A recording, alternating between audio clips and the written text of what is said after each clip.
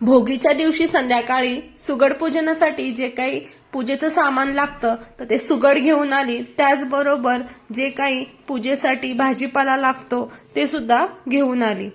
बघा, रियांशला बाहेर गेलो म्हणजे काही ना काही खायला हवंच. मग त्यांनी ज्यूस घेतला होता. त्याच्यासोबत आपण पण चान्स मारला. ज्यूसची रेसिपी शिकता शिकता ग्लास कधी हातात आला ते कळलंच नाही. मस्त ज्यूस घेतला. त्याच्यानंतर घरी आलो. हे बघा, 10 रुपयातच मला हा हरभरा भेटला होता आणि खूपच जास्त त्याला हरभरा सुद्धा होता. बाकीच्या ठिकाणी 30-20 असं होता, पण 10 रुपयातच मला भेटला. त्याच्यासोबत हे पण 10लाच भेटलं होतं आणि सुगड 30 रुपयाला 5. त्याच्यासोबत एक दिवा आणला होता. आता मस्त हे स्वच्छ धुवून ठेवते म्हणजे उद्या आपल्याला त्याची पूजा करता येईल. आणि संध्याकाळी मी तिळगुळ सुद्धा बनवायला घेतले होते. तिळ भाजता भाजता रियांसोबत खूप मस्त अशा गप्पा चालू होत्या. आता बघा, तिळ भाजतीये आणि साईडला रियांचा काय पराक्रम चालू आहे बघाच तुम्ही. जे काही शेंगदाणे भाजले होते त्यातले निम्मे तरी शेंगदाणे रियांशने तिथं बसून संपवले. बहाणा हाच होता की मम्मी तुझी रेसिपी बघायची आहे, बट त्याला खरं म्हणजे शेंगदाणे खायचे होते. गुळ पण बारीक चिरून घेतला. त्याच्यानंतर कढईत तूप टाकलं.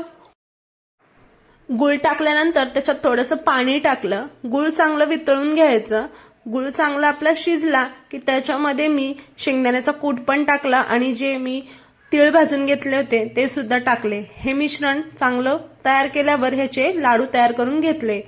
आज आहे मकर संक्रांत, तर मकर संक्रांतीच्या सर्वांना खूप खूप शुभेच्छा. तिळगुळ घ्या आणि गोड गोड बोला. अशा प्रकारे माझी सुगड पूजन सुद्धा झालेली आहे. मकर संक्रांत म्हटलं की पुरणपोळी ही आलीच. तर बघा, मस्त अशा मी गुबगुबीत पुरणपोळ्या तयार करून घेतल्यात. त्याचबरोबर भात सुद्धा बनवलाय आणि कटाची आमटी. टंब फुगलेली पुरणपोळी बघून कॅमेरामॅनला भूक काय कंट्रोल होत नव्हती.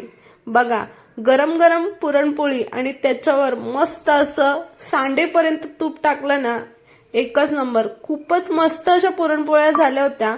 माझे मिस्टर पहिले एखादी पुरणपोळी खायला सुद्धा नखरे करायचे, बट खरं सांगते अशा गरम गरम पुरणपोळ्या ते 2-3 खाऊनच घेतात. मोजक्याच पुरणपोळ्या केल्या होत्या आणि कटाची आमटी एकच नंबर झालेली. 2 ते 3 वाट्या जरी नुसत्या कटाची आमटी पियाल्या असतील. भजी वगैरे काही केले नव्हते कारण रात्रीची वेळ होती. तर तळणीचं काहीच केलं नव्हतं मी. ना पापड पण तळले, कुरड्या ना तळल्या, भजी सुद्धा केले नव्हते. तर अशी झाली आमची Makar Sankrant. Sonali recipe and lifestyle ह्या चॅनलला सबस्क्राईब केलं नसेल तर नक्की सबस्क्राईब करा. पुरणपोळी कशी वाटली हे कमेंट करून सांगा आणि लाईक पण करा. चला तर बाय बाय.